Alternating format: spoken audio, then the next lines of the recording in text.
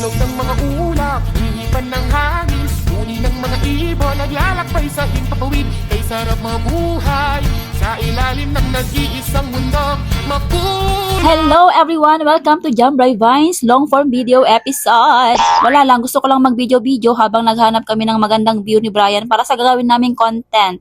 As you can see, nasa dagat kami guys. Diba? Ang ganda. Ang ganda ng white sand. Haha, charot. Opo, nasa bukid kami. Dito ang spot namin ngayon ni Bri at kahit tirik ang araw, walang makakapigil sa amin para gumawa ng content.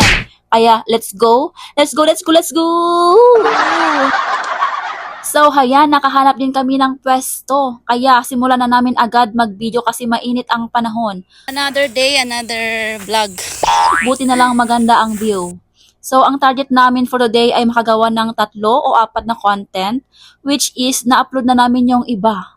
Grabe, ang hirap maubusan ng content. Kumbaga, once na pinasok mo na yung pagiging alipin ng salapi Dito sa mundo ng social media, dapat palagi kang may upload. Kumbaga, always present ka pa rin, di ba? Nakakapagod, pero i-enjoy pa rin natin, guys. Sa tuwin ay naalala ka,